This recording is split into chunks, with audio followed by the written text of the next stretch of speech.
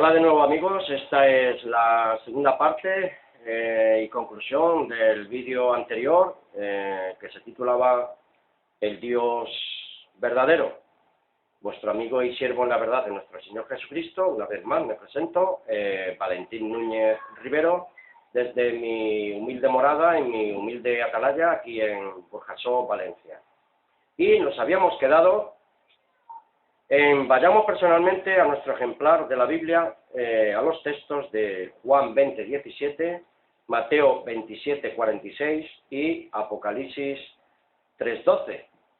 Y les decía que descubramos por nosotros mismos, honestamente, libremente, sin presión académica o teológica de ninguna especie, que nos acercáramos solamente a la simple y literal palabra de Dios únicamente. Que nos decía el Señor, voy a mi Dios y a mi Padre, Juan 20, 17. Y Mateo 27, 46, cuando estaba colgado en el madero de tormento, nuestro bendito Señor Jesucristo decía, Dios mío, ¿por qué me has abandonado? Traducido del arameo, Elí, Elí, lama sabactani.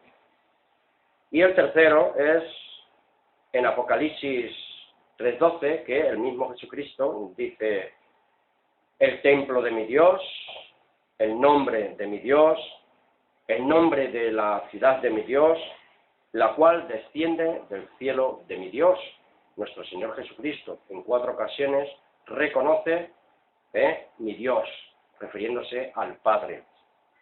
Y tengamos en cuenta, hermanos, que está hablando de un Cristo glorificado y ya viviendo en inmortalidad, que aún sigue teniendo a Dios como su Padre, y Él está subordinado a este Dios y su Padre. Amigos, todo va a descender del cielo. No es que nosotros vayamos a ir al cielo alguna vez, como se predica en la falsa cristiandad. Eso nunca realmente va a ocurrir. Todo esto es doctrina o enseñanza directa de su Dios y de su Padre, de Jesucristo, para nosotros, sus hermanos, que Cristo ha recibido del Padre y de su Dios. Recuerden en Apocalipsis 1:1, revelación de Jesucristo que Dios le dio, su Padre, para que a través de su ángel se lo transmitiera a su siervo Juan. Lo que está escrito y la escritura no puede ser quebrantada, según Juan 10, 34 y 35. Amigos, fijemos la mente en la siguiente pregunta lógica. ¿Por qué Jesús sigue llamando al Padre como mi Dios 4 veces en Apocalipsis 3:12? Si ya dejó de ser hombre y está en el cielo, pero sigue siendo hombre, que esté en el cielo. Eso debe de quedar muy claro. Pero lo cierto es que en el cielo Jesús, nuestro Señor, sigue teniendo un Dios, su Dios y Padre. Y si en el cielo Jesús sigue teniendo su Dios, entonces es que no ha dejado de ser un hombre, aunque ciertamente ya en la condición de un ser glorificado. Naturalmente, Cristo aún sigue ignorando cosas que el Padre todavía no le ha revelado a él, como por ejemplo, pues no saber el día y la hora en la cual será su propia venida cuando el Padre lo envíe, en la gloria del Padre, y de la conclusión del fin del mundo. Marcos 13:32, Hechos 1, 6 y 7. En el libro de los Hechos, Cristo, amigos, ya había resucitado. Queda claro, ¿no? ¿Comprendemos esta realidad en boca del mismo Cristo resucitado? El Hijo de Dios no lo sabe todo, porque Él precisamente no es el único y verdadero Dios, omnisapiente y todopoderoso. Lucas 18, 18 y 19, dice que solo Dios es bueno, porque de Él, único y verdadero Dios, desde el mismo centro de su ser emana la bondad. Dios es amor, pero también es justicia santa. Solo los limpios de corazón podrán algún día ver al mismísimo Dios. Mateo 5:8. Que naturalmente no es Cristo, aunque Él representó al Padre y su Dios perfectamente. Dijo que solo el Padre es bueno, dando a entender que Él también reconocía al único y verdadero Dios, su Padre. Permítame que les dé la vuelta a la hoja. Seguimos. Tenemos que recordar que a Jesús muchos le vieron y no se arrepintieron de su sucio corazón. Por tanto, no podía ser Dios. ¿Podremos entender y aceptar esta lógica aplastante? Revisemos personalmente los siguientes textos. Juan 10:29, 14:28 y 5:19. Cristo imita al Padre, y no a la inversa, ya que Cristo no hace nada de sí mismo, sino lo que ve hacer al Padre. Esto hace por voluntad delegada a nuestro Señor. Por eso mismo, el Hijo es siempre inferior al Padre, que siempre será mayor que el Hijo, ya que todo lo que tiene y hace procede del Padre y su Dios. El único Dios con inmortalidad inherente. Lo único que el Padre nunca podrá hacer será morir. Pero Cristo murió y volvió de nuevo a la vida, porque el Padre lo resucitó. Si no, se hubiese quedado ahí por toda la eternidad. Marcos 10:40. En el reino de Cristo habrá puestos de autoridad que solo Dios ha destinado para sus hijos. Jesús afirma que a Él no le corresponde señalar los lugares o posiciones de autoridad. Solamente al Padre le corresponde eso. Digamos que el Padre y Dios, único y verdadero, es quien tiene la autoridad y la última palabra en la dirección de su gobierno divino y espiritual. Y que, pues por delegación subordinada a Él, todos los demás han de recibir bajo su autoridad sus puestos, responsabilidades o posiciones y administraciones espirituales, bajo la gobernación directa y mediante Jesucristo por orden del Padre. Nuestro Señor Jesucristo es el líder o cabeza de paternidades, como dije en el vídeo anterior, dentro del reino de Dios su Padre. Por eso puede decirnos Mateo 28:18 que Cristo recibió autoridad de su Padre arriba en el cielo y en la tierra, ¿sí? Como nuestro sumo sacerdote según el orden de Melquisedec. Y nosotros somos sacerdotes del reino de Dios, nuestro Padre celestial. ¿Qué nos dice Hebreo 3:11? Por lo cual, hermanos, santos participantes de un llamamiento celestial, considerad a Jesús como el apóstol y sumo sacerdote de nuestra profesión. Un llamamiento celestial no ha de suponerse, como muchos así creen y predican, que hemos de gobernar con Cristo desde el cielo. Nada de eso puede ser cierto, hermanos y amigos que me escucháis, ya que los santos van a recibir la tierra por heredad y no el cielo. Mateo 5:5 nos dice esto. ¿Qué dice Primera de Pedro 2:9? Sed miembros de un orden celestial, pero en la tierra como seres inmortales, pero seres humanos glorificados como Cristo es ahora. Por eso nos dice Pedro, porque vosotros sois linaje escogido, sacerdocio real, nación santa, pueblo adquirido o por posesión. ¿Para qué? Para que ahora y en el milenio proclamemos las proezas del que nos llama y nos llamó de las tinieblas a su admirable. Apocalipsis 2, 26 y 27. Aquí Cristo habla por revelación, no suya, sino de parte del Padre.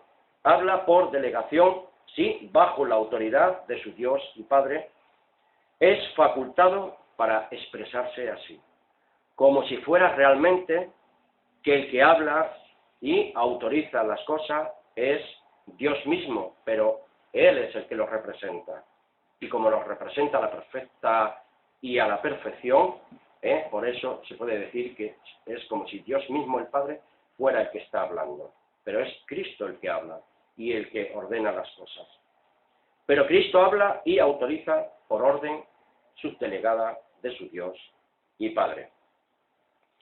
Versículo 26. Al que venza y al que guarde mis obras hasta el fin, porque peligra también nuestra salvación si no permanecemos firmes hasta el fin. Le daré autoridad sobre las naciones. Y el versículo 27 nos dice, y las regirá con vara de hierro, así como son desmenuzados los vasos de barro. Apocalipsis 1:6. Cristo es la voz de su Dios y Padre, y nos hizo un reino en Cristo, y a Cristo también, sacerdotal para su Dios y Padre. A Él, a Dios, sea la gloria y la soberanía por los siglos. Amén. Bien, amigos, ya queda poquito. Apocalipsis 5:10. Y los has hecho para nuestro Dios un reino de sacerdotes y reinaremos, ¿dónde? En el cielo no, en la tierra, sobre la tierra. Nuestros pies glorificados pisarán tierra de Jerusalén, por la gracia de Dios. Amigos, a estas alturas del discurso pienso que habrá quedado bastante claro pues quién es Dios y quién es el Dios verdadero, quién es Jesucristo, quiénes son los santos, quién nos ha llamado y para qué. Algo muy importante, quien no permanece hasta el fin en la fe monoteísta del único Dios verdadero, se perderá y no podrá entrar en el reino y en el gobierno de Dios. Por eso dice, una vez salvo, ya salvo. Eso se predica en la falsa cristiandad.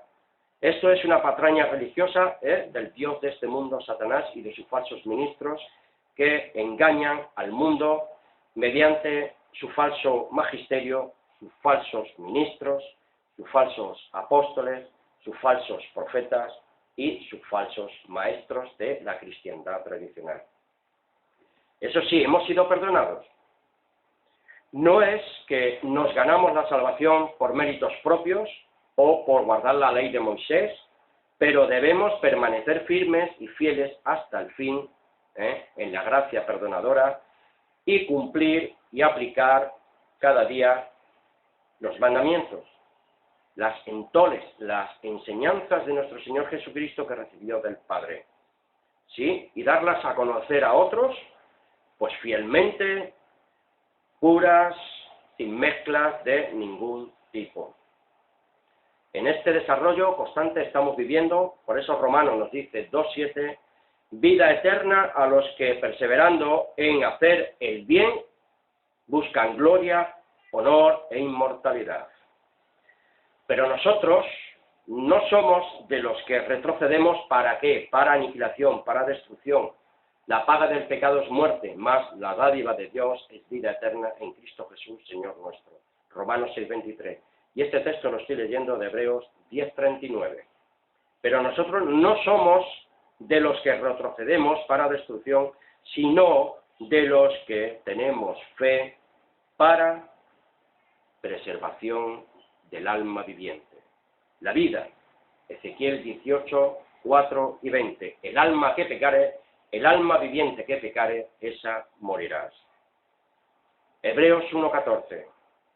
¿No son todos estos espíritus ministradores enviados para servicio a favor de los que van a heredar salvación. Tenemos la promesa de la salvación, pero todavía no somos salvos completamente. Por eso buscamos gloria, honra, honor e inmortalidad. Eso lo podemos leer en Hebreos 1:14. Primera de Pedro 1:12. Toda la profecía, toda la ley, toda la historia bíblica, hasta el Mesías, apuntaba todo hacia un solo propósito.